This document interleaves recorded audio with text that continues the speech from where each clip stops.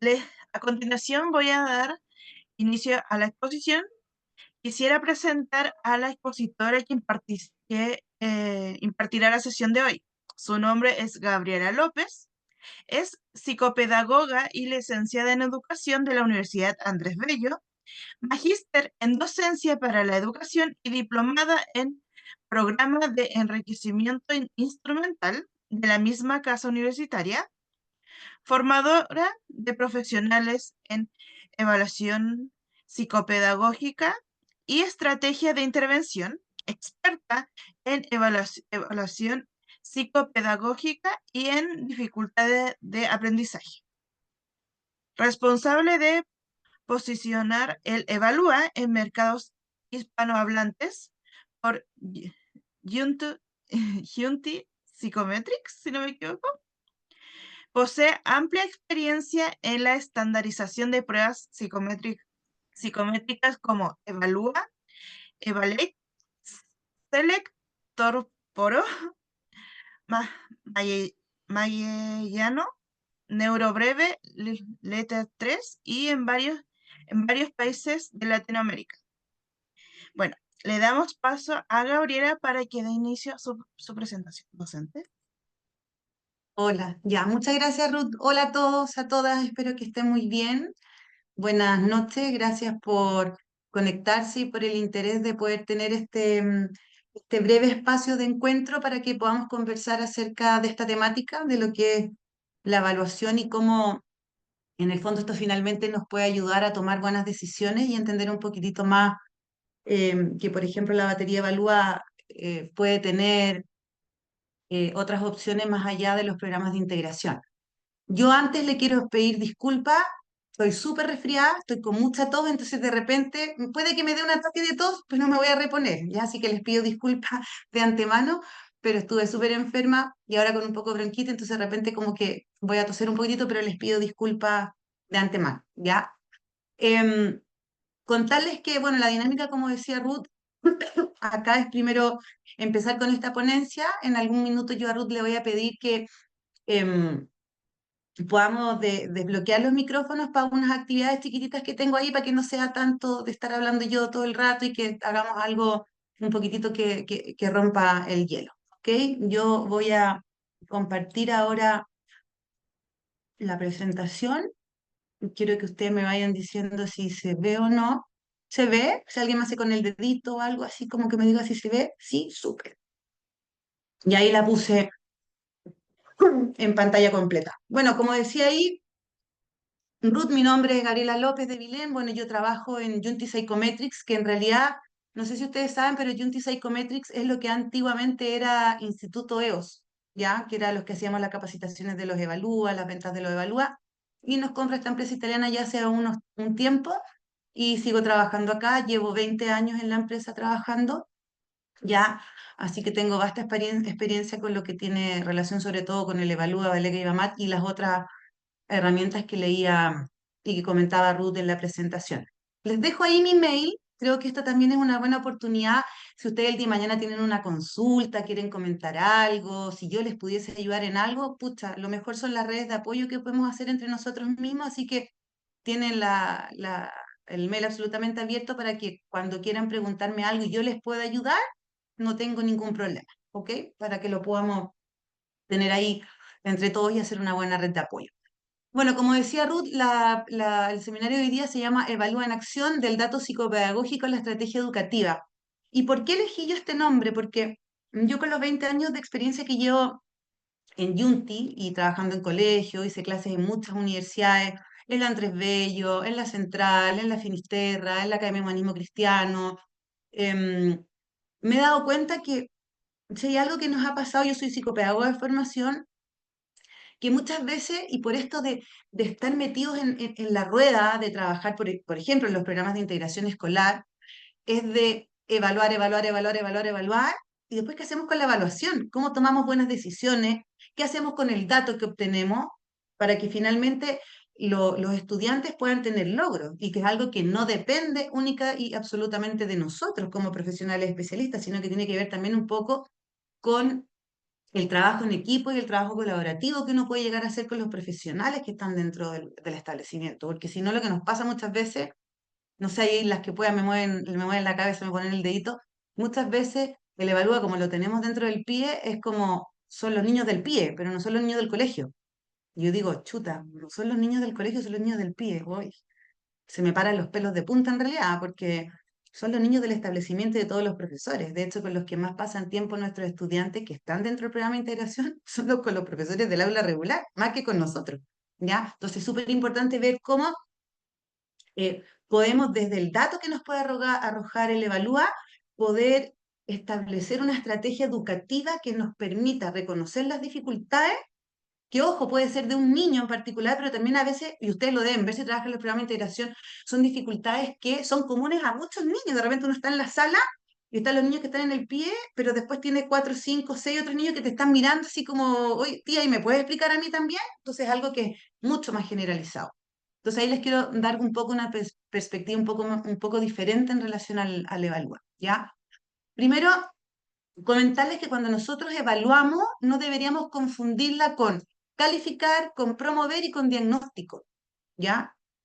O sea, hay que tener claro para qué voy a evaluar, qué es lo que quiero conseguir con la evaluación que voy a hacer, porque finalmente también al tener claro las fases, por ejemplo, decir, fijar los objetivos, ¿qué voy a evaluar? ¿Cómo voy a recoger la información? Analizar y valorar y tomar las decisiones. Eso es súper importante. Nosotros finalmente lo que hacemos ocupando una batería como el Evalúa, el Evalec, el Evamat y cualquier otra que tengamos, nosotros lo que no buscamos es calificar, tampoco queremos promover, pero sí de alguna manera queremos emitir un diagnóstico, pero tenemos que tener súper clara cuáles son las fases que tiene este proceso evaluativo. ¿Ya? Ay, no sé qué pasó. ¿Ya? Entonces, en este sentido, yo lo que quiero tratar en este minuto es que yo sé que es un instrumento que ocupamos mucho en los programas de integración escolar, ¿ya? Pero yo quiero que ustedes sepan, y no sé si lo saben, que la batería Evalúa en realidad no nace para la utilización de los programas de integración escolar.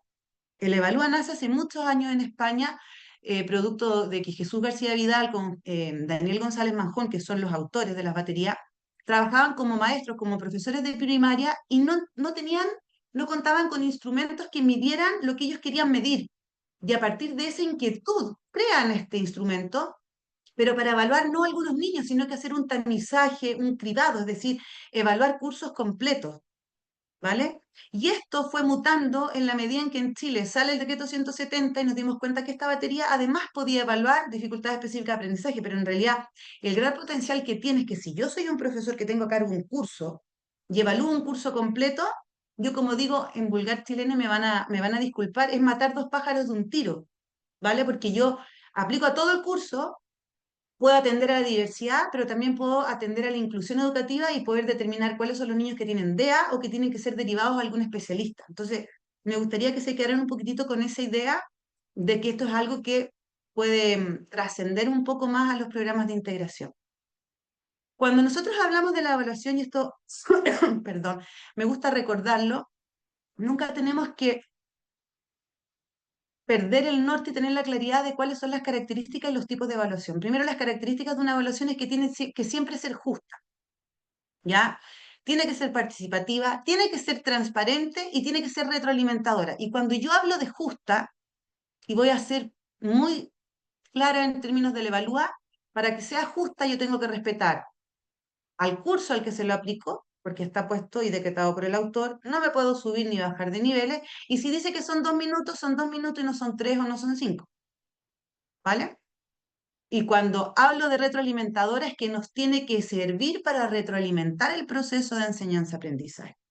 ¿Ya? Participativa y transparente es algo que encuentro que es un poco obvio, pero participativa porque tiene que permitir que nuestros estudiantes puedan participar en esta evaluación y transparente porque cualquiera puede ver los resultados, analizarlos y están ahí presentes, ¿vale?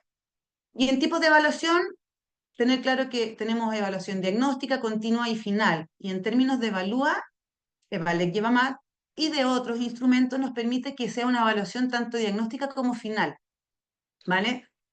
nosotros por lo general lo aplicamos para el ingreso a los programas de integración y para ver si es que hay egresos de nuestros niños en los programas de integración, pero también puede ser una evaluación diagnóstico final que nos va a permitir ir tomando decisiones de forma constante. Efectivamente, eh, en educación muchos recursos no hay, entonces tampoco uno puede estar aplicándole la evalúa a todos los niños en todos los niveles, pero no sé si ustedes van a estar de acuerdo conmigo, chiquillos y chiquillas, pero uno sí podría tener determinados ciclos en donde uno debería aplicar un instrumento. Y aquí voy a trascender sea evalúa o sea otro, ya me da igual, pero tiene que ver con los momentos en donde se marcan las diferencias en los procesos de enseñanza-aprendizaje, que por lo general son primero, tercero, quinto, séptimo, que hacen que las competencias curriculares sean más complejas. Yo creo que ahí jamás un colegio debería dejar de evaluar para ver qué es lo que pasa con los estudiantes y poder ir tomando decisiones, ir viendo si el método lector que ocupamos es el correcto, si la estrategia matemática es correcta o no, y sin pensar en cambiar el método. No sé si a ustedes les pasa que uno se acostumbra a un método y llega y está de moda el leer más, el más palabras, y no, y ahora quiero esto, ahora quiero este otro, y uno se está apropiando de un método y te lo cambian. Aquí no importa el método, lo que importa es que el método que yo tenga como colegio tenga incorporado todos los procesos que son esenciales y relevantes para los tres aprendizajes instrumentales más importantes: la lectura, la escritura y las matemáticas. ¿Ok? Ahora, cuando nosotros realizamos un proceso de evaluación del aprendizaje, como yo les decía, se compone de cuatro fases. La primera es que tenemos que establecer cuáles son los objetivos y los criterios. ¿Qué quiero evaluar y para qué? ¿Qué es lo que espero recoger como información cuando yo quiero hacer una evaluación psicopedagógica o incluso pedagógica? ¿Vale? Como segundo punto es cómo voy a recoger la información. Si establezco el objetivo y los criterios, establezco el instrumento y empieza la recogida de información que tiene que ser lo más seria posible, lo más fidedigna, cuidando que las instrucciones sean claras y que no sea que un niño no responde porque no entiende una instrucción, porque si no, no vamos a poder distinguir la diferencia entre un problema de seguimiento de instrucciones o una dificultad de un proceso puro y duro, como por ejemplo la comprensión lectora, la exactitud lectora, si lee por vía directa, si reconoce la ortografía fonética, etc. Luego de eso viene la tercera etapa que tiene relación con el análisis y la valoración de la información. ¿Cómo yo voy a analizar y valorar la información que me va a dar este instrumento que yo elegí? ¿Ok? ¿Ya? Y finalmente para esto tomar decisiones.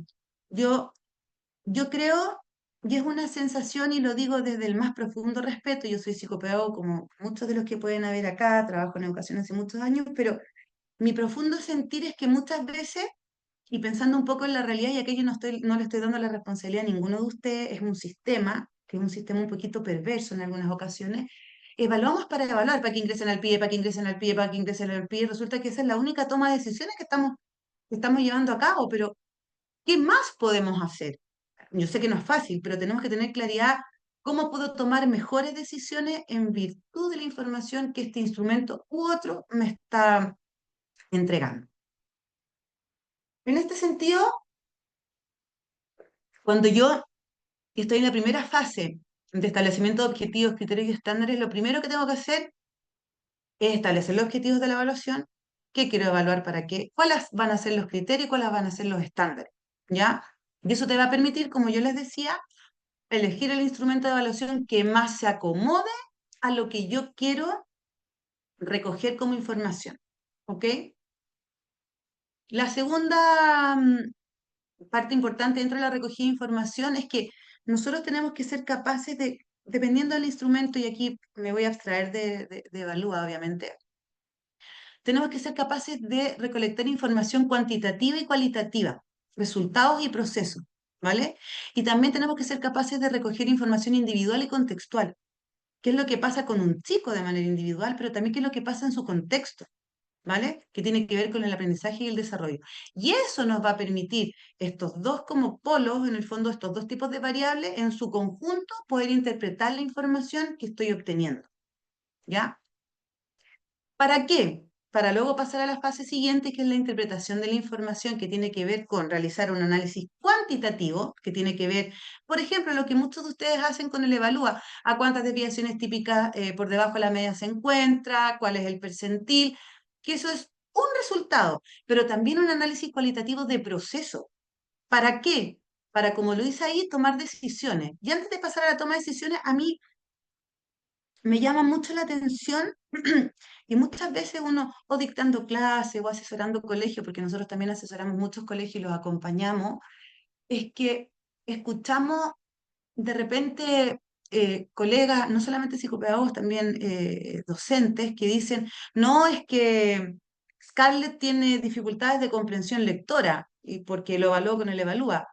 Pero si uno analiza las pruebas que tiene el Evalúa, por ejemplo, la comprensión lectora es el último eslabón de la lectura.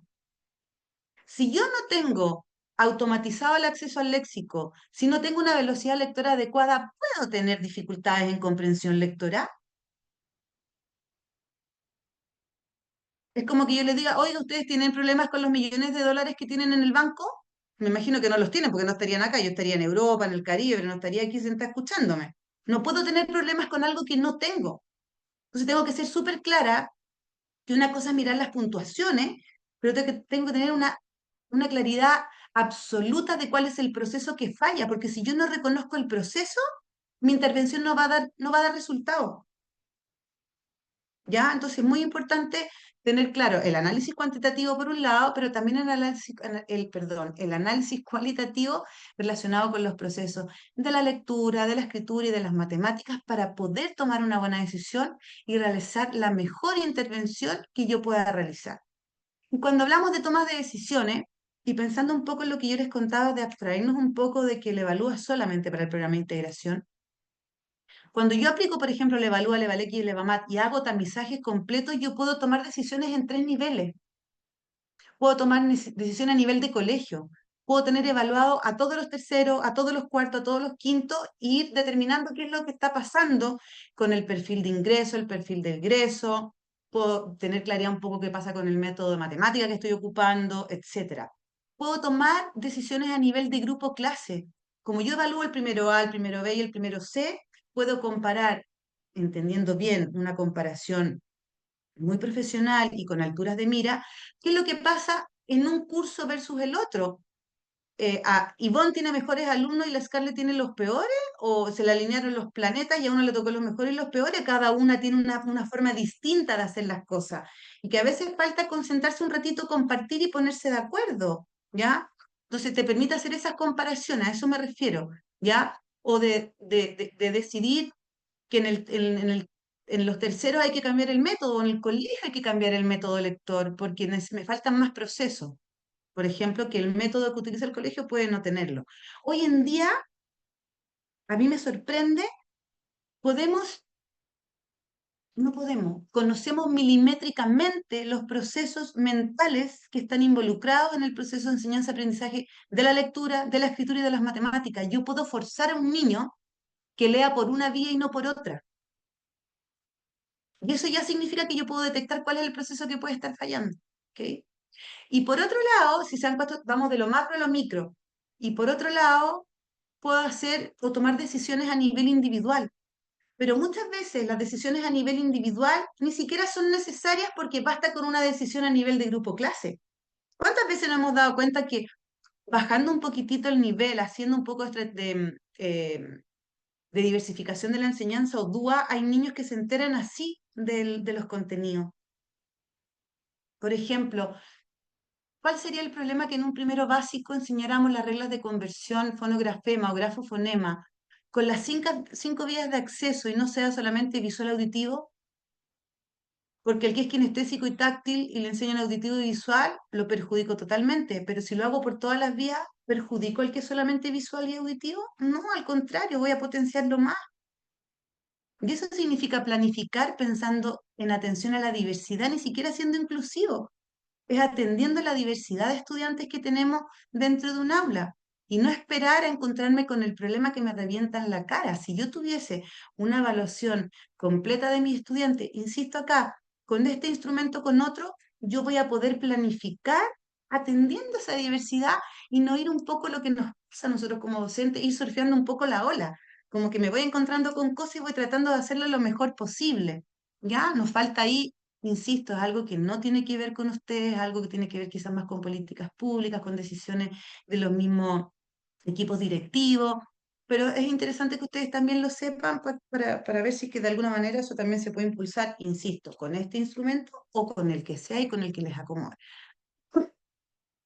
Yo aquí pongo esta diapositiva un poco en función de lo que pasa hoy en día, y creo que esta diapositiva está totalmente al revés si uno incluso lee el decreto 170, porque generalmente lo que nosotros hacemos es que a la más mínima sospecha de que un niño puede tener algún grado de dificultad, lo primero que hacemos es evaluación psicoeducativa, evaluación psicopedagógica integral, veamos qué es lo que pasa, pero en realidad debería ser al revés, lo que dice el decreto 170. Tengo que haber agotado todas las instancias para que un estudiante pueda acceder a un contenido. Si a pesar de todos esos esfuerzos que hace el docente esto no resulta, recién ahí me voy a una evaluación psicoeducativa, psicopedagógica. Y yo he visto que no funcionamos así, es totalmente al revés. ¿Ya? Entonces deberíamos primero aplicar DUA, estrategia diversificada. Si eso no funciona y a pesar de las medidas que yo esté implementando, no resulta, recién ahí solicito una evaluación psicoeducativa. Con esa evaluación psicoeducativa yo puedo decir, ok, necesito hacer alguna adecuación curricular, que lo más probable es que si yo aplico bien un DUA, una estrategia diversificada, las adecuaciones curriculares deberían ser casi ninguna. ¿Cuántos años, colegas, nosotros hemos estado haciendo 20 adecuaciones curriculares en la sala con un agobio laboral y un agote que es imposible de sobrellevar? Creo que hoy en día eso ha ido cambiando un poquito y también hace falta entender que las adecuaciones curriculares no son responsabilidad única y exclusivamente de los educadores diferenciales y los psicopedagogos. Es un trabajo en equipo y colaborativo.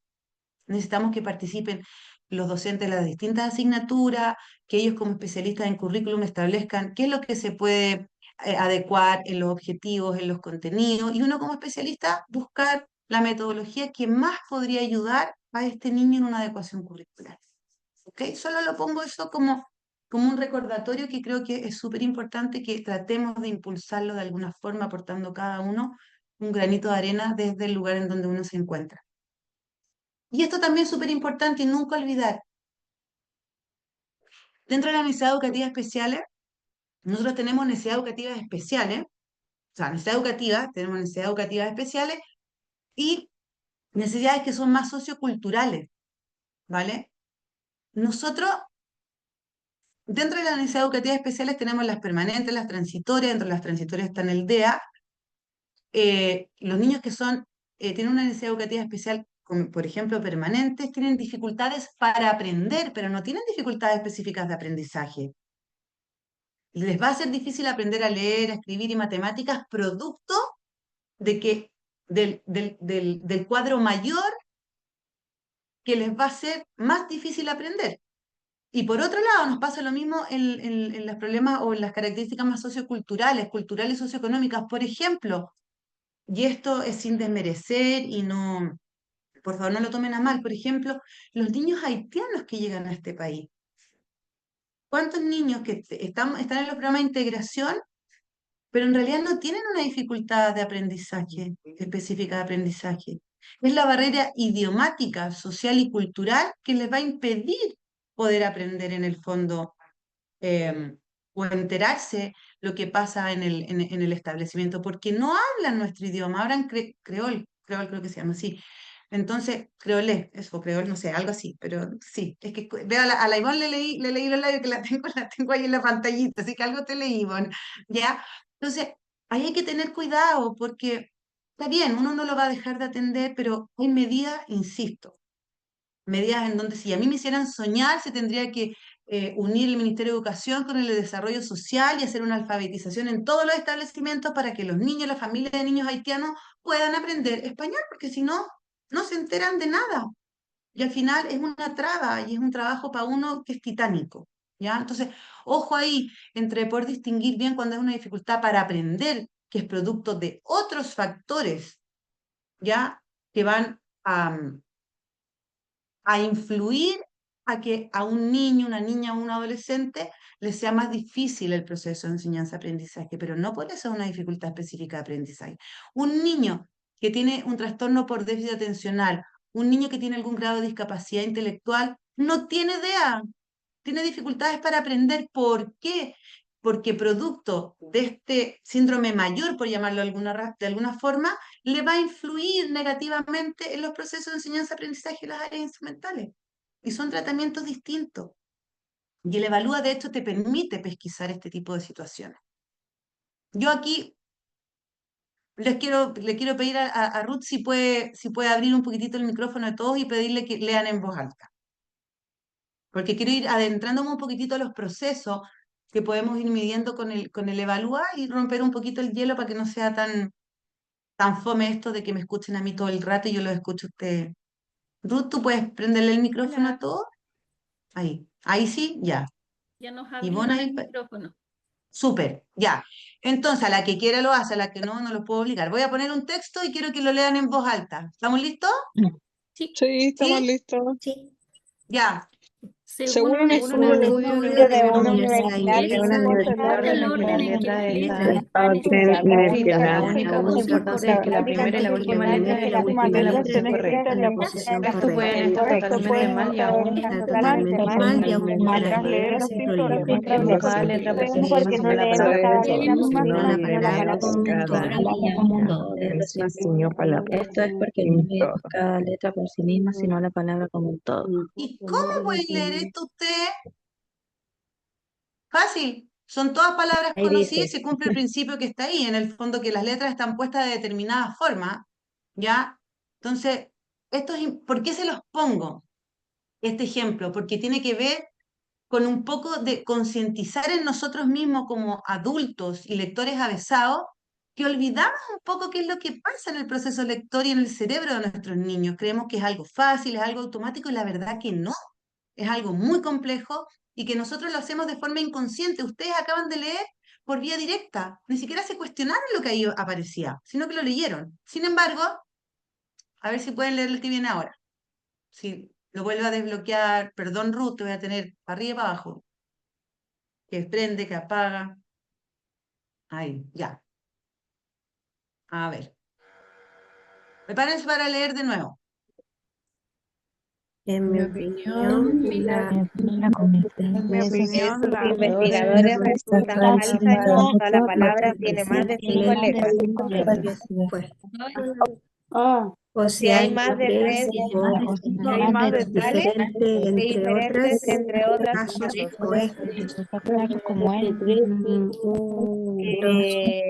Ahí ya no puedo. íbamos bien, pero ya no puedo. otros Ya no aceptan puedo. esa.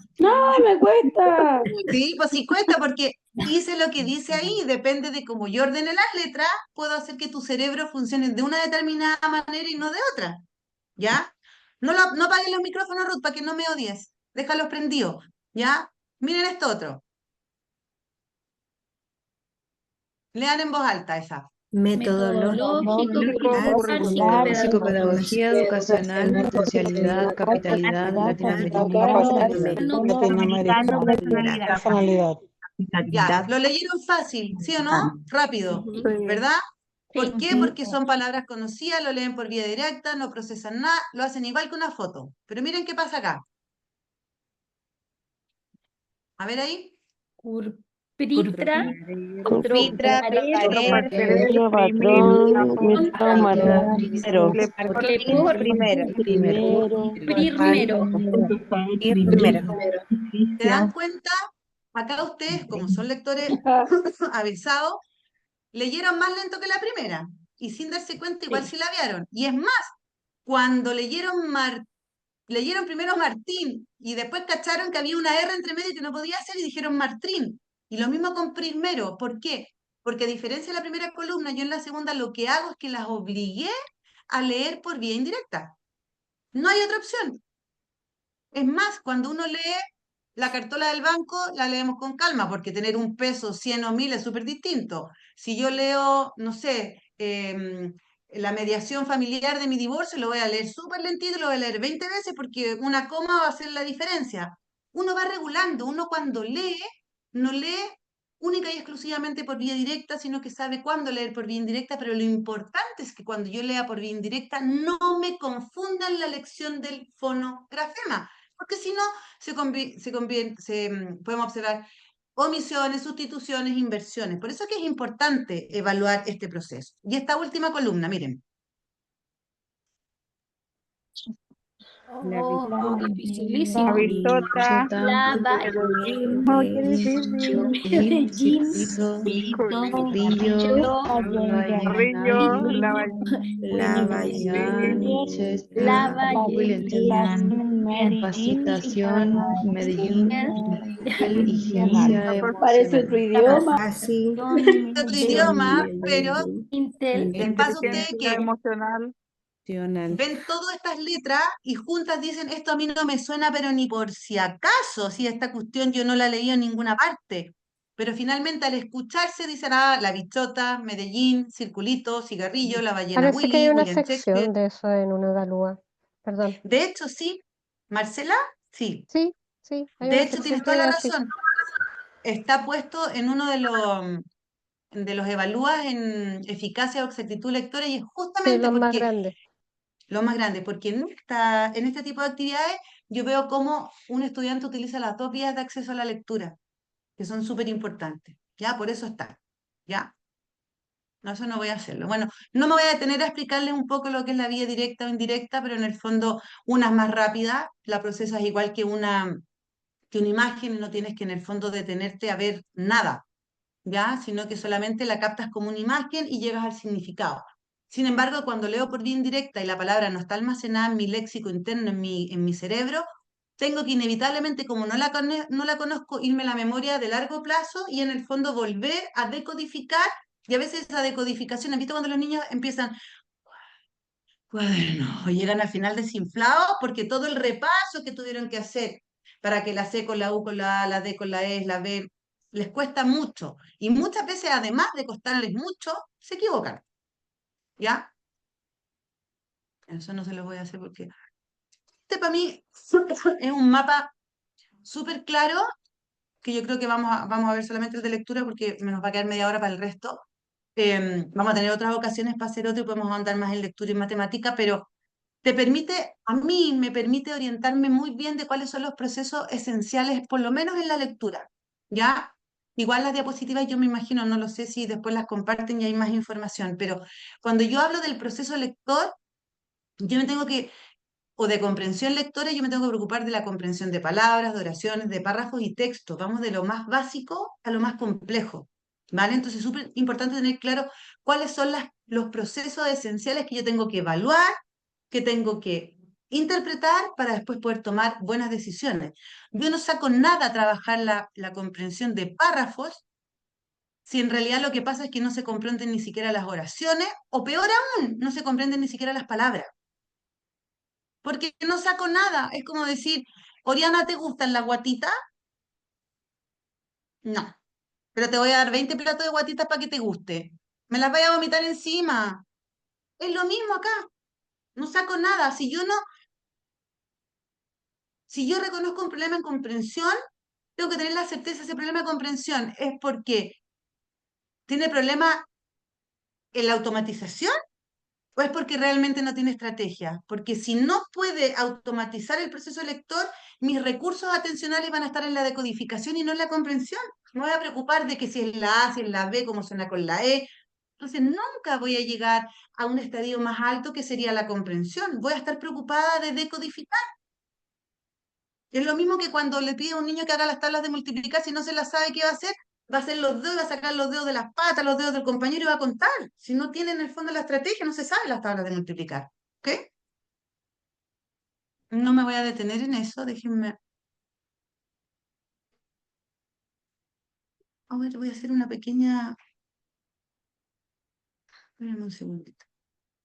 Voy a detenerme esto porque creo que es importante en que me demore un poquito más. Cuando nosotros hablamos de escritura, este también es un mapa súper importante. Cuando yo evalúo la escritura, me tengo que preocupar de los procesos grafomotrices que son importantes desde mi punto de vista, y esta es una opinión muy personal y hay algunos estudios que lo avalan, para mí no es tan importante. Si es una letra legible, bienvenida sea. Si fuera porque la calidad de la letra tenga alguna vinculación con el tipo de inteligencia o algo, los médicos en este país, en el mundo, tendrían problemas. Y resulta que escriben pésimo, pero son una lumbrera. Bueno, algunos, la mayoría, ¿ya?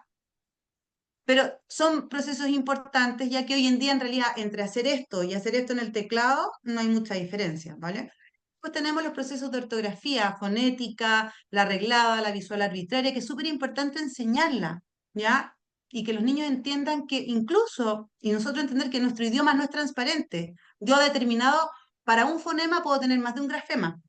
Entonces, si no sé o la regla o lo evoco por regla o sé que es algo que me aprendí de memoria, difícilmente voy a poder escribir bien. Por ejemplo, ¿cuántas cartas ustedes recibieron que decía, tía Gabriela, cuánto te quiero, en vez de tía Gabriela, cuánto te quiero? ¿Por qué? Porque les enseñamos que la C suena y no suena solo, es una letra contextual acompañada de determinada letra al lado suena s o suena k, pero tú ves toda la letra, la sala letrada y la C, el único sonido que sale es la k de casa. Y no funciona para cielo o para cenicero. Y por eso que los niños después se equivocan, por un lado. Y finalmente, y no por eso menos importante, la redacción. Nuestros niños necesitan aprender a redactar. Creo que hemos ido impulsando eso y cada vez estamos enseñando más esta estrategia. Pero creo que todavía nos falta un poquito, ¿ya? Entonces, ¿cómo puedo yo realizar un diagnóstico que me permita fortalecer los aprendizajes de mis estudiantes? En ese sentido, la Evalúa lo hace, pero lo hace ¿por qué? Primero porque con los cambios que hicimos incluso con el 4.0 me permite tener un continuo de procesos. No sé cuántas de acá, me imagino que muchas o cuántos, ocupaban el Evalúa 1.0, 2.0, después tuvo el 3.0, el 4.0 y se dieron cuenta que hasta antes del 4.0 habían Evalúas que no tenían los mismos procesos. Ortografía fonética estaba en los impares y no en los pares. Por ejemplo, ahora es un continuo. ¿Por qué? Porque me permite poder ir viendo los avances que tienen los estudiantes a lo largo de su vida escolar y ir tomando buenas decisiones. ¿Ya? Acá volviendo un poco a lo que les decía, la justificación y el sentido de esta batería y de otras de este tipo es que puedo tomar, perdón, decisiones en tres niveles, a nivel de curso, del nivel de los terceros, a nivel de aulas, es decir, del tercero A, del tercero B, del tercero C, y también a nivel individual. Entonces te permite poder planificar atendiendo la diversidad, pero además también te permite atender a la inclusión educativa porque puedes detectar a aquellos alumnos que tienen dificultades específicas de aprendizaje y poder hacer también derivaciones oportunas, ¿ya? No me voy a detener en eso porque sé que todos conocen el Evalúo y saben de qué se trata. Contarles sí alcances importantes que ha tenido esta batería y que yo he estado a cargo de esto durante los últimos 20 años. Es una prueba que está absolutamente estandarizada en Chile, tiene un baremo chileno, en donde cada evalúa tiene alrededor de 6.000 o 8.000 niños por cada batería y son 11 baterías. Si eso no es representativo, no sé lo que sería representativo. Es una prueba, y esto que tiene que ver con análisis psicométrico, súper importante, a diferencia de otras que aparecen en el mercado, que puede ser más barata y está bien y cumplen con el mínimo, pero la validez que tiene el Evalúa es en un promedio de 0,93, que hay otras en el mercado que el promedio es 0,73. ¿Ustedes saben que una prueba no es válida si no alcanza 0,87? Y si el promedio es 0,73, hay algunas que ni siquiera alcanzan al 0,1. Entonces hay que tener ojo con eso, ¿ya? Ojo con eso. Te permite hacer adaptaciones curriculares a las necesidades del grupo, estrategias diversificadas, dudas de ecuaciones curriculares, cambiar metodologías cuando hacemos evaluaciones de tamizaje, pero también te ayuda a detectar altas capacidades, detectar dificultades de aprendizaje y también realizar un seguimiento continuo cuando hacemos evaluaciones que no están solo circunscritas a 4 o 5 niños dentro de un curso, porque muchas veces esa dificultad en realidad no es una dificultad de ese niño en particular, puede estar pasando algo en el grupo clase, algo con la metodología, algo con la estrategia, y yo creo que eso ustedes también lo ven a diario, ¿ya? Que es algo que puede ser una dificultad específica de aprendizaje, pero hay otros niños que también no alcanzan a ser una dificultad específica de aprendizaje, pero les está haciendo difícil poder seguir el hilo de un aprendizaje o de un proceso en específico.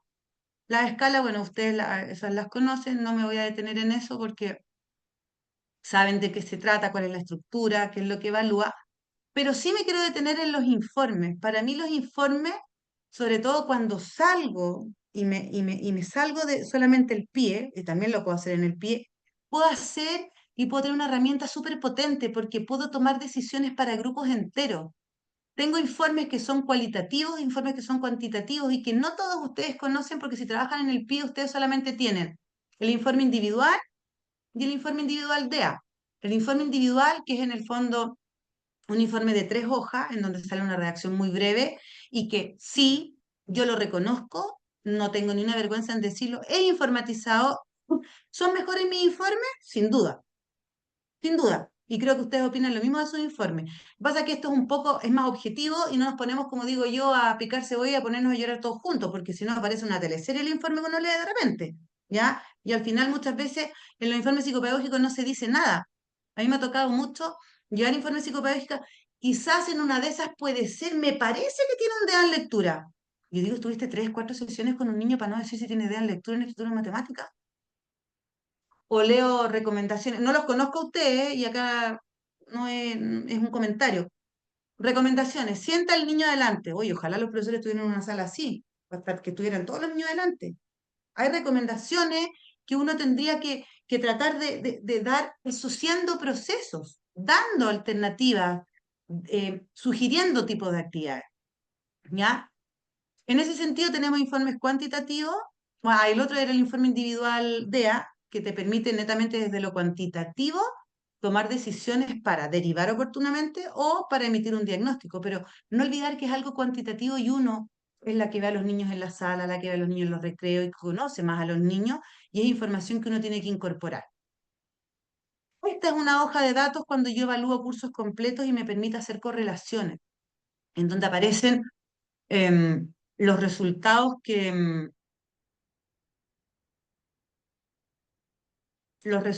que tienen en el fondo los estudiantes cuando los estoy evaluando, donde aparecen las siglas de las pruebas, la puntuación directa, el percentil, y puedo ir haciendo correlaciones. Por lo general, un estudiante que tiene dificultades en los tipos de razonamiento puede tener dificultades sí o sí en resolución de problemas, porque es la base.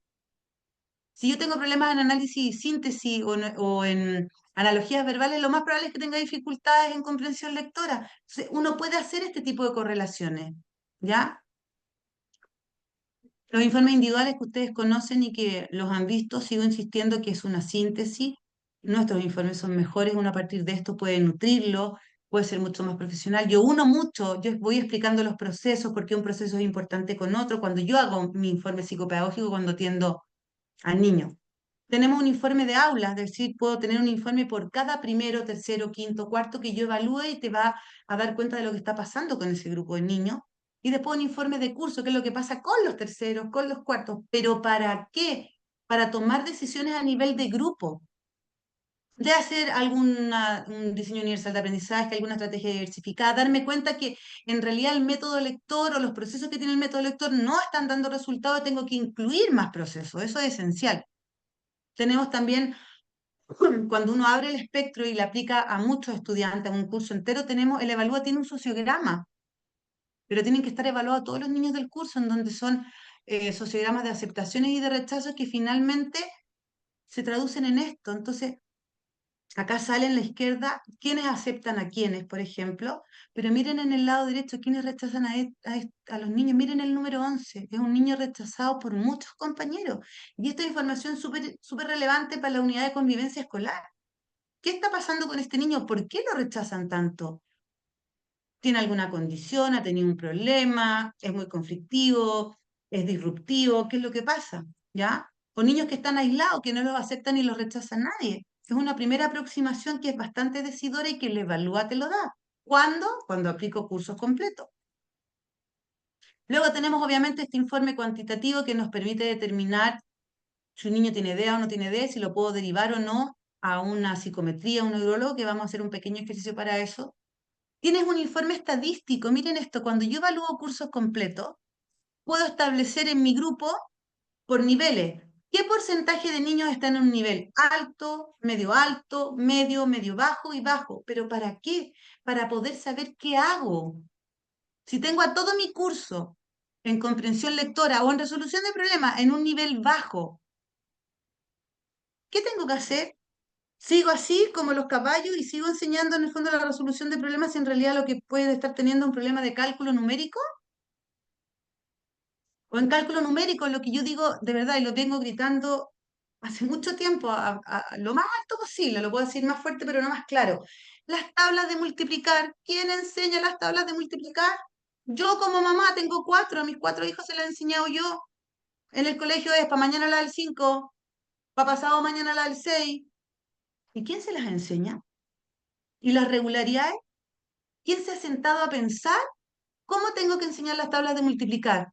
Primero la del 1, luego la del 10 porque le agrego un 0, luego la del 5 porque es la mitad del 10, luego voy a la del 2, luego me voy a la del 4 porque es el doble, luego la del 3, de ahí la del 6 porque es la del doble, la del 3, y de ahí me puedo ir del 6, me puedo ir al 9, y después me voy a la del 7. Pero no, es un orden, así. No, y si no me tengo que aprender las 12 tablas, si yo sé cuánto es 4 por 12, cuánto es 2 por 4, tengo que aprender la mitad de las tablas de multiplicar. Pero ¿quién se preocupa de eso? Pero le pedimos a los niños que tengan cálculo mental. Si no evalúo eso, ¿cómo lo voy a trabajar? Entonces, este informe estadístico te permite, mira, visualizar en grupos completos cuántos niños y qué porcentaje están en cada uno de los niveles, nivel alto, medio, medio bajo y bajo. Y después yo puedo identificar en la otra hoja, en la hoja de datos, cuáles son esos niños y ir tomando medidas quizás más personalizadas. ¿Ya? Y este para mí es el informe más importante y más relevante que uno puede tener dentro del programa del Evalúa, porque te salen todos los resultados, las puntuaciones tipificadas, los percentiles, y yo, Gabriela López, cuando me contrata un colegio y los asesoramos, yo lo traduzco finalmente en esto. Entonces, yo acá le puse número a los niños como para protección de datos, obviamente, y lo que yo hago es tener un panorama de la siguiente forma. Los colores tienen que ver con el rendimiento que tiene cada estudiante, si es que es sobresaliente, notable, promedio, insuficiente y deficiente, y puedo hacer dos lecturas. Si yo leo de manera vertical, puedo ver cómo está atención, concentración en el grupo curso y ver si es una dificultad generalizada o es algo aislado. Lo mismo en razonamiento inductivo, en espacial, en deductivo. Entonces puedo ir tomando decisiones a nivel de grupo. Pero si yo hago una lectura horizontal, yo empiezo a ver qué le pasa al alumno 1 y veo, mira, en conductas prosociales, ya podría tener dificultades porque, mira, estaba a menos 2,27 desviaciones típicas por debajo de la media. En habilidades sociales, en menos 1,09. En estrategias de trabajo, menos 2,11. Entonces, puedo hacer los dos tipos de análisis. Eso es lo que quiero que en el fondo puedan visualizar. Pero, ¿qué hago entonces yo ahora con ese tipo de información? Primero, interpretar cuantitativamente qué es lo que está pasando o con ese grupo de sujetos o con un grupo de sujetos o con un niño en particular, perdón. ¿Cómo se escapa de esta famosa campana de Gauss? Porque yo siempre pregunto y digo, ¿qué es estar en la media o en el promedio? Y tengo distintas respuestas. Estar dentro del promedio es cuando yo en una puntuación tipificada rindo entre más una desviación típica y menos una desviación típica. Es como digo yo, estar entre Tongoy y los Vilos. No es nada, no es estar ni bien ni estar mal, es estar. Y después cómo yo me escapo hacia el lado positivo y cómo yo me voy escapando hacia el lado negativo dentro de la campana de Gauss. ¿Ok? Y en ese sentido, cuando yo tengo un resultado, tengo que abstraerme de solamente ver los resultados desde el punto de vista cuantitativista, como dice ahí. Porque puedo tener 4 niños con la misma puntuación, pero todos tener un rendimiento totalmente distinto. Y tengo que hacer ese análisis. Acá todos tienen 100 puntos, esto es un ejercicio, pero reparten su rendimiento en función de cómo rinden, valga la redundancia, en cada una de las pruebas que componen la escala cognitiva.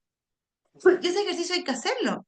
Hay que hacer un análisis. ¿En dónde está la dificultad? ¿Cómo tomo la decisión?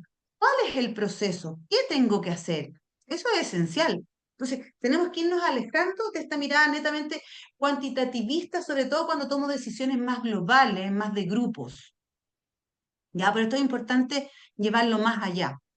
Y en ese sentido, ¿cómo podemos nosotros realizar esta interpretación más cualitativa y no tan cuantitativista, como decía la diapositiva anterior? Primero porque tenemos que tener clara la discrepancia entre la actitud y logro, ¿ya? Hay una dificultad porque la actitud, que sería lo cognitivo, está influenciando el logro, que sería el aprendizaje. Tengo que ser capaz de discrepar o ver las discrepancias que hay entre las pruebas de una escala, por ejemplo, en la lectura, cómo se discrepa entre la eficacia, la comprensión y la velocidad. ¿Cuál manda más? ¿Cuál funciona mejor? Lo mismo en escritura, entre grafía, ortografía y redacción. Y en matemática lo mismo entre numeración, cálculo y resolución de problemas. Discrepancia quiere decir la diferencia que hay. Porque si yo tengo un estudiante que en numeración, por ejemplo, en matemática le va muy mal, tiene que tener una discrepancia muy alta con resolución de problemas, porque resolución de problemas, si yo no soy capaz de hacer la operatoria, ¿cómo voy a resolver el problema? No puedo. No voy a tener la capacidad de hacerlo, pero tengo que reconocer dónde está el problema. Entonces, lo mismo que les decía con comprensión, no es que tenga problemas en resolución de problemas, valga la redundancia. No logra resolver problemas porque en cálculo y numeración no tiene afianzado el aprendizaje. Y habría que ver qué concepto de número, sistema decimal, valor posicional, antecesor, sucesor, el algoritmo, el cálculo mental, qué. Y después, discrepancia entre las tareas de una prueba. ¿Qué pasa con comprensión? Hay dificultad en vocabulario, en ideas, en los esquemas, en ortografía, en el reconocimiento, en el dictado, en cálculo mental, escrito en las operaciones. Y después, discrepancia entre los mismos ítems de una tarea. ¿Vale? ¿Qué es lo que pasa con los ítems que mide cada tarea? ¿Ya? Hay unos que son más fáciles, otros que son más complejos, pero ¿qué es lo que pasa entre ellos? Si yo no tengo esta mirada cualitativa, que no es fácil, difícilmente alguien me está rayando la pantalla, estamos mal, te están haciendo un graffiti. Difícilmente yo voy a poder, en el fondo, eh, saber qué hacer. No sé si me logro explicar con lo que les estoy diciendo. Si yo no logro hacer esta lectura que va más allá de la cosa cuantitativa, de la evaluación psicopedagógica, ¿no? de poder tomar buenas decisiones, esto es importante conocer a profundidad los instrumentos. No es fácil, pero no es imposible. Se puede. ¿Ya?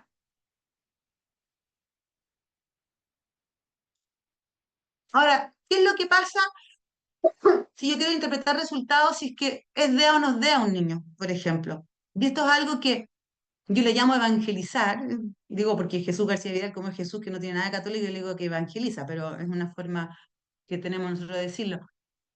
Me toca hacer muchos cursos, trabajo hace 20 años y he dado cursos a lo largo de todo Chile. De hecho, leí que alguien era de Montepatria y hace muchos años fui a Montepatria a dar un curso. Di un curso acá en Adipa hace unos días atrás de la Evalúa. Me pasa que todavía nos falta esa confianza en nuestro conocimiento o en investigar más para poder dar buenos diagnósticos. Yo soy súper responsable, no digo que ustedes no, por favor, estoy diciendo eso. Mi conciencia, mi responsabilidad ética y moral es que yo cuando aplico una evalúa y tengo que interpretar un resultado y establecer una conclusión y un diagnóstico, es súper importante porque es un rótulo que lo va a acompañar a este niño, a esta niña de por vida. Y si me equivoco, ya, me equivoqué, pero entonces después reconduzcamos, pero seamos súper responsables en tener la certeza de que el diagnóstico que estoy dando es el adecuado y que por lo tanto la decisión que estoy tomando es la adecuada. En ese sentido, y esto es un ejercicio cortito, mira, este es un caso real. ¿Cómo yo acá interpreto si un niño tiene DEA o no tiene DEA? Primero entendiendo lo que dice el DSM-5 y el CIE-11 y lo que dice el decreto 170, que todo lo cognitivo, lo emocional, la estimulación, no pueden ser vulnerables. Si yo cumplo con esas condiciones y el índice general cognitivo está dentro del promedio, que es lo que sucede acá, yo podría recién poder hablar si tiene un DEA en algún aprendizaje, en algún área instrumental. En este caso en particular, que es un niño de segundo medio, con el Evalúa 9, si yo veo los resultados, es un estudiante que presenta un DEA en matemática. ¿Por qué presenta un DEA en matemática? Porque el índice general cognitivo está dentro del promedio. ¿Se acuerdan que recién dije que estar dentro del promedio, tener una puntuación tipificada entre más 1 y menos 1? ¿Vale? Y para que sea DEA, además de eso, tiene que tener en lectura o en lectoescritura, o no estoy diciendo I, o en matemática tiene que rendir por lo menos 2 desviaciones típicas por debajo de la media. Y además, lo que incorpora el autor en su última versión, es que tiene que haber una discrepancia alta, pero también puede ser baja, ¿vale? Cuando yo hablo de discrepancia alta, significa que la diferencia entre la aptitud, la parte cognitiva, y el logro, que en este caso es matemática, tiene que haber una diferencia o la puntuación tipificada tiene que ser al menos de 2 desviaciones típicas. En este caso da 1,80 y algo, 1,70 y algo, entonces igual es aceptable que con discrepancia baja tenga DEA en matemática y pueda ingresar al pie. ¿Ya? Entonces es súper importante que uno sea capaz de poder interpretar esto para tomar, ya no como veíamos antes, decisiones a nivel grupal, sino que decisiones a nivel individual. Por ejemplo, ¿dónde están concentradas sus dificultades en matemática? En ambos, tanto en cálculo y numeración como resolución de problemas, pero evidentemente las dificultades que tienen cálculo y numeración las va arrastrando la resolución de problemas. Y podría decir que es un problema de comprensión lectora, y yo me atrevería a decir que no, porque la comprensión lectora pura y duro está dentro del promedio. Lo que yo debería indagar en este caso en particular es que si este niño o niña, cuando se enfrenta a un problema matemático, logra reconocer las palabras que tienen relación con la lección de la operatoria. No sé si me explico. Y eso es un análisis que tenemos que hacer nosotros, que no lo va a hacer ningún programa, y que fíjense que lo agradezco, porque para eso estamos nosotros. Ese es nuestro deber, hacer lo que este programa informático no hace, demostrar lo que nosotros somos capaces y que somos capaces de hacer mucho. Aquí les quiero mostrar otro caso, perdón. Acá. Miren este caso, totalmente distinto. Si se dan cuenta, el rendimiento que presenta este estudiante en todo, déjenme poner un poquitito el... Miren aquí, todos sus resultados están en el lado negativo de la campana de Gauss, o es insuficiente o es deficiente. ¿Puede tener una dificultad específica de aprendizaje? Imposible, ¿no? Como me dice con la manito Loriana, que la tengo ahí justo en los poquititos que los veo en la pantalla. Efectivamente, porque lo cognitivo está siendo la barrera que le está impidiendo poder render bien en las áreas instrumentales. Entonces, por lo mismo, los índices generales, miren cómo están todos en deficiente. Entonces, esto de acá, eso, explica la dificultad aquí, explica la dificultad acá y la explica acá. Y es más, te dice que no hay discrepancia. ¿Por qué no hay discrepancia? Discrepancia es diferencia. Entonces dice que al no haber discrepancia significa que el rendimiento cognitivo junto o comparado con el rendimiento en lectura, escritura y matemáticas, no hay diferencia porque los dos están muy bajos y muy pegados, entonces no hay diferencia en el rendimiento. Entonces, este niño o niña se gana, en el buen sentido de la palabra, un pasaje a psicometría y a psicólogo sí o sí. ¿Va a tener dificultades en los procesos de enseñanza-aprendizaje, la lectura, escritura y la matemática? Evidentemente, pero no por un TEA, sino por una dificultad para aprender producto de lo más probable de una discapacidad intelectual. ¿Vale? Entonces, esto también es súper importante porque nos permite tomar las mejores decisiones que nosotros podamos, pero teniendo la certeza de que lo que estoy haciendo está bien. Muchas veces yo leo, no, a este niño lo voy a mandar a psicometría y a neurólogo. No es necesario. Ya con la psicometría sería suficiente, ¿vale? Y efectivamente yo entiendo que cada colegio es un mundo, cada colegio tiene su realidad y uno tiene que, en función de eso, ir tomando las mejores decisiones. Pero por eso les digo que aquí es importante ir haciendo los análisis de lo macro a lo micro, qué es lo que pasa con el grupo curso, qué es lo que pasa con un aula en particular, y después qué es lo que pasa con un niño en forma particular para tomar buenas decisiones y saber qué es lo que tengo que hacer y dónde tengo que atacar. ¿Dónde?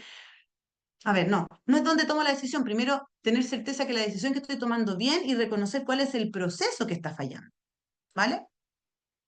En ese sentido, y ya para terminar, ¿cuáles son los aportes que tiene esta batería? También las tiene el EVALEC y el EVAMAT, que a todo esto les cuento que ahora en septiembre vamos a sacar un EVALEC y un EVAMAT nuevo, con estandarización chilena, con una plataforma nueva. Y también contarles que Evalúa próximamente, el próximo año, estoy trabajando en eso arduamente, va a ser aplicación online.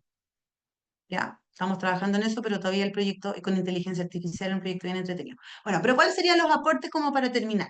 Primero, yo siempre digo que la Evalúa en particular permite una evaluación en 360 grados porque te permite tener la visión de todos los procesos y las variables que influyen en el proceso de enseñanza-aprendizaje, pero también te permite un análisis de procesos que te va a facilitar de alguna forma tomar decisiones en 3 niveles. Si es que lo aplico de manera amplia a grupos completos, a nivel de escuela, a nivel de curso y a nivel individual, ¿ya? Es una batería de test compuesta por 5 escalas. Mucha gente dice, y yo sí lo reconozco, ay, Gabriela, es que es tan largo, me demoro tantas sesiones. Sí, pero es como pasar en una prueba 5 test. Entonces, efectivamente, es larga, pero creo que te demorarías más o menos lo mismo pasando 5 pruebas distintas, ¿ya? Te permite evaluar la escala cognitiva, la escala psicosocial, lectura, escritura y matemática, y en los más grandes, la parte vocacional y hábitos de estudio.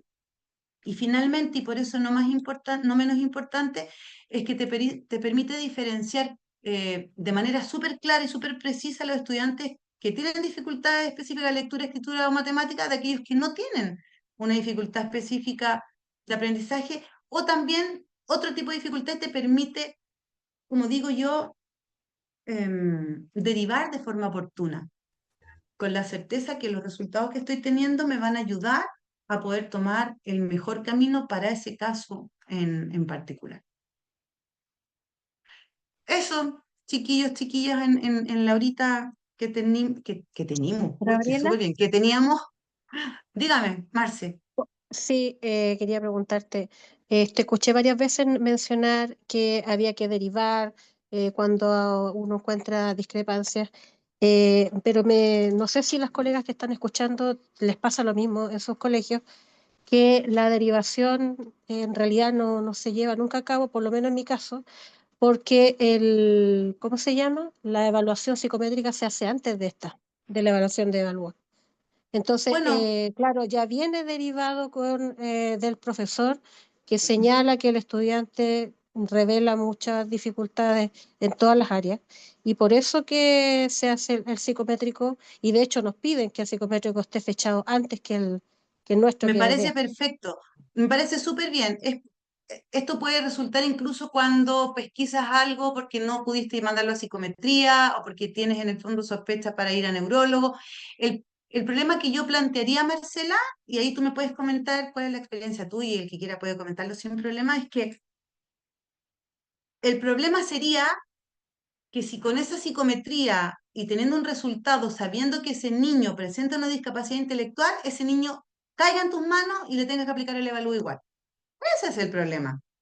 Porque si yo tengo una psicometría y ya sé que tiene un grado de discapacidad intelectual leve, moderado, severo, el evalúa no es para ese niño. Sorry, yo soy el cartero. Les traigo la carta. El evalúa no está hecho para esos niños. ¿Por qué? Porque primero, ese niño no va a entrar al pie por el de evalúa, va a entrar al pie por la psicometría. Entonces, hagan una prueba informal. Mira, yo voy a hablar, si yo soy buena para hacer pruebas informales, conozco a mi niño, hagan una prueba informal. Si no, ocupen el Evalec y el EVAMAT, que es criterial, pero el evalúa no está No, hecho para esos nosotros nos niños. piden el DAEM nos piden que nosotros tenemos que evaluar por DEA todos los estudiantes. Si con psicometría Incluso a mala, los con discapacidad intelectual. Y mira, eso es un trabajo es un exacto, que gasto nos de habla el tiempo trabajo. y es un gasto de dinero que al final, ¿qué es lo que te va a pasar a ti? Es que, me imagino, no es que sea divina, porque llevo años en este ciclo, igual que usted, si le aplicaste la evalúa que le correspondía, que lo más probable es que te bajaste de nivel e invalidaste la prueba, pero si le pasaste el mismo evalúa que le tocaba, te va a salir en tu informe psicopedagógico. No suma, no resta, no multiplica, no lee, no comprende, no tiene velocidad lectora. El niño no. ¿Y de qué te sirve para tu trabajo eso? ¿De qué? Perdiste tiempo, perdiste plata y tenés un informe psicopedagógico que no te digo para qué te sirve. No, ni lo voy a decir. Es que hay que considerar a la base de qué están esas dificultades, que es lo que tú mencionas. Eso es lo importante. Claro, pero al tiro, Willianis, al tiro.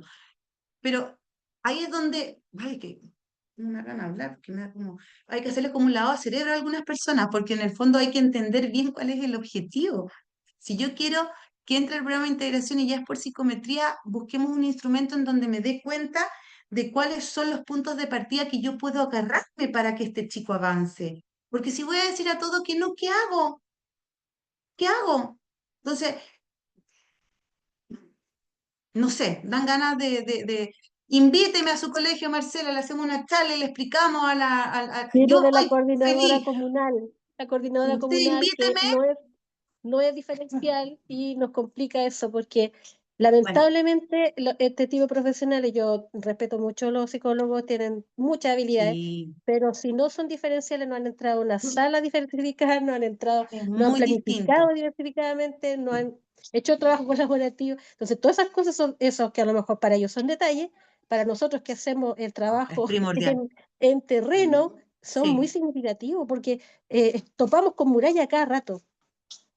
Mira, yo lo único que les puedo ofrecer, y de verdad se los digo, si quieren un día hacer una reunión virtual en persona y quieren invitarme, voy feliz. Coordinamos un día, una hora, y yo voy feliz porque de repente hay gente que necesita escuchar a alguien de afuera y no a alguien de adentro, que lo encuentro una ridícula, pero de verdad cuenten conmigo. Yo no tengo ni un problema y si no sé si dieron cuenta, pelos en la lengua no tengo.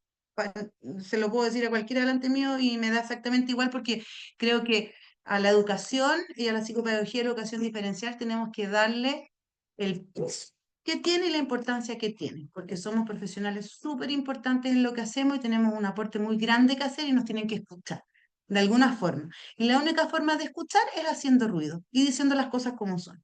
Yo no tengo problema en eso, ¿ya? Willianis, perdón, tenía levantada la manito. Tranquila, tranquila.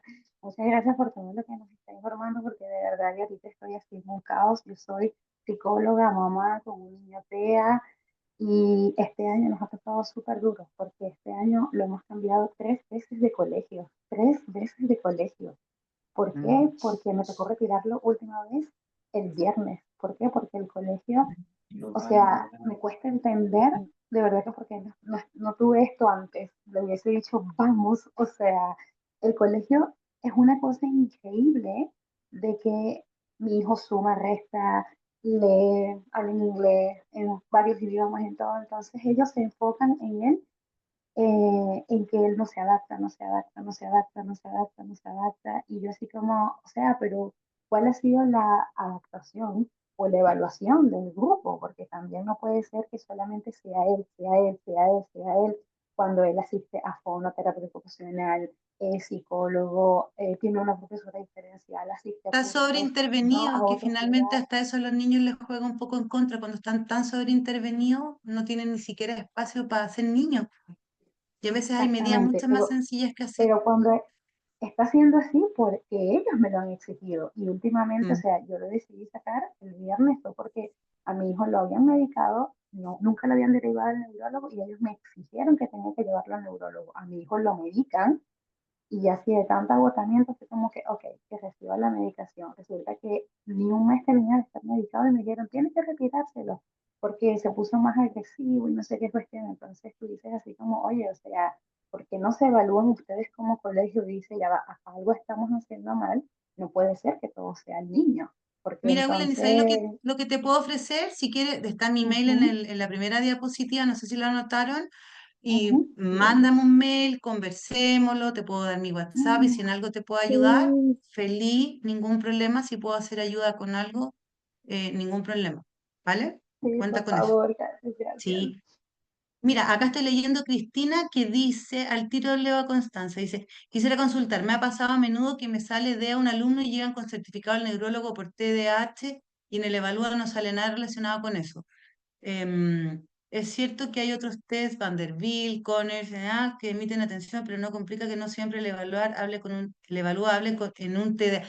Claro, lo que pasa es que te da información. Yo ahí la pelearía, le diría, es que mira, puede o no puede, porque acá tengo la evidencia, o sea, yo cuando tengo un déficit atencional de libro de verdad, de real, como digo yo no elijo, en esta clase voy a estar atenta y en la otra no. O sea, me influye en todo. En algunas me va a ir mejor que en otras. Ahora, con mucho me cuesta decir respeto, porque no es que no lo respete a todos los neurólogos, pero hay de todo en la viña del Señor. Y me pasa a mí que uno manda a los niños al neurólogo y mira acá el test de Cone, le cae mal al profesor, te pone todo malo y al final están todos medicados. Y ves niñitos de primero en kinder tomando una cantidad de medicamentos cuando no es que desmerezca lo que haga el profesor. Ser profesor no es fácil, pero de repente con pequeñas cositas tú puedes hacer cambios significativos. Y hay otros que efectivamente son de libro. Entonces ahí yo creo que hay que pelearle, buscar la evidencia. O sea, ¿qué evidencia me estás dando tu neurólogo de que realmente tiene un TDAH? ¿Le hiciste un escáner, un SPECT con líquido de contraste? No, le hiciste 3 preguntas locas, le preguntaste algo a la mamá, un test de Conner y listo. ¿Qué tiene de científico eso? Lo que yo tengo de ser Cleopatra. Nada, no es científico. Es la ayuda perfecta para el neurólogo tener su pago de consulta todos los meses, que el profesor se olvide del niño y que le den el Ritalin, y la mamá también. Ah, toma Ritalin, pues. Y ahí me quedo. Es más que eso. No es algo fácil, pero tampoco es imposible. Dice, Constanza, apliqué Evalúa a un estudiante de segundo básico y me salió baja en memoria y atención, comprensión lectora y resolución de problemas. Estoy en práctica profesional en el primer, trabajar solo lo cognitivo, memoria y atención. Mm, depende, es que no sé cuán bajo te salió, Constanza. Mándame al mail mañana la hojita, el informe individual de ahí, veamos, porque habría que ver si realmente es un problema de memoria y atención, ver cuál es la puntuación tipificada y quizás no es un problema de atención-concentración y podría ser un DEA. Habría que verlo, ¿ya? Hace orientación para educación, saludos, consulta, hace orientación para educación parvularia, no entiendo, Dexia, a qué te refieres. Y sobre la ecuación es suficiente para la detección, el evalúa. Sí, pero una ecuación curricular con el evalúa está ahí al otro lado. No debería necesitar más. No debería necesitar más que eso y conocer un poco al estudiante. Podrías determinarlo perfectamente. Para ecuaciones curriculares se tiende a derivar más a psicometría, tengo entendida. No, para nada, la psicometría. A ver, lo que pasa es que, entendiendo un poco lo que me estáis diciendo, Nicole, efectivamente, si yo aplico estrategia diversificada, diseño universal de aprendizaje y lo aplico bien, consciente, entendiendo los principios, las adecuaciones curriculares tendrían que tender más a niños con necesidades educativas especiales permanentes. Pero eso no necesariamente tiene que ver con la psicometría, porque la psicometría te va a decir el nivel de CI que tiene, sino que tiene que ver con el análisis de las competencias curriculares y los procesos que está dominando el niño en función del curso en que se encuentra y el desfase que hay entre el curso real y el curso que realmente él ha asimilado. No sé si me explico. Entonces, no es que tenga que ver con la psicometría, sino que por lo general, hoy en día deberían haber más adecuaciones curriculares para niños permanentes, porque el resto se atacan con el diseño universal de aprendizaje o estrategias diversificadas. No sé si me explico.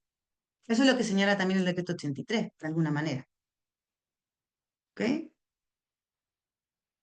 Si mis nietos con autismo están súper mediados porque su conducta hace sobrecarga a su profesora y ella solo lo llama el apoderado y quiere aportar jornada vocacional.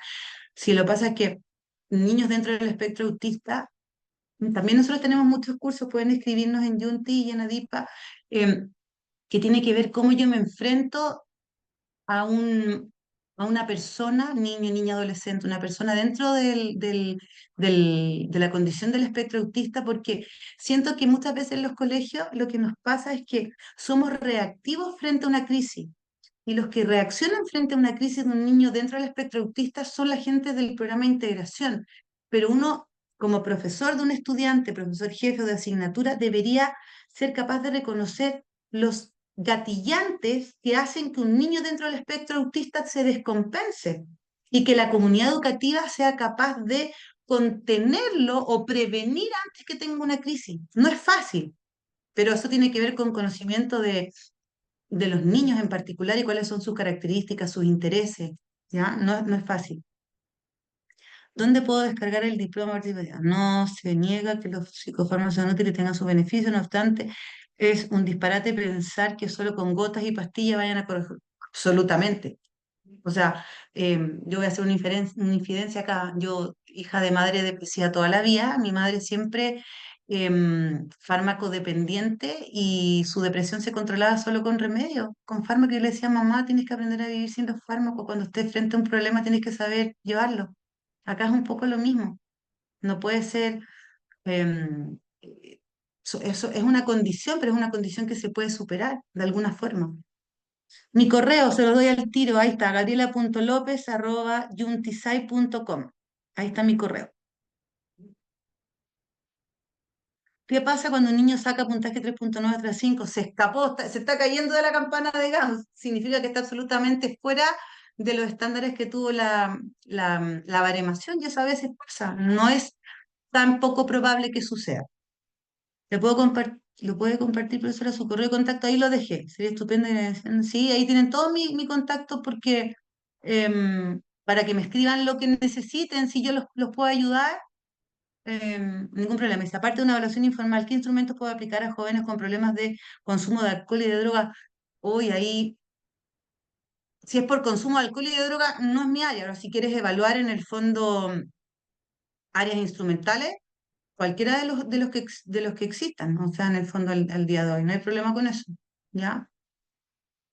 Eso, chiquillas, no sé si alguien tiene alguna pregunta más, si alguien, bueno, tienen mi contacto, de verdad les digo, si no soy de que quiera hacerme la linda con usted, escríbanme, no tengo ni un problema, feliz en ayudarla, hacer redes de apoyo, si quieren invitarme un día a que conversemos en su colegio con su jefe UTP, con la coordinadora, un cafecito, bienvenida sea, si es virtual, un café virtual.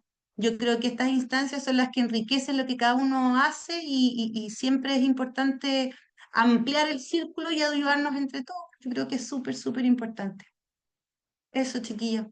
Se los agradezco de corazón por estar aquí conectados en esta época. Voy a tomar ningún problema, Romina. Me voy donde me digan. Bueno, docente, muchas gracias De nada. por el seminario, porque por lo que nos dimos cuenta, muchos quedaron muy contentos y parece Qué que bueno. con ganas de más. Excelente, pues hacemos otras instancias y nos volvemos a encontrar si Dios quiere. Desde Copiapó, amo Copiapó, mi mejor amiga vive en Copiapó. Les mando un abracito, descansen, que tengan una excelente noche y espero vernos en otra ocasión. Les dejo un No se abrazo. vayan aún porque aún Gracias, queda Gabriela. Perdón, verdad. Ya voy a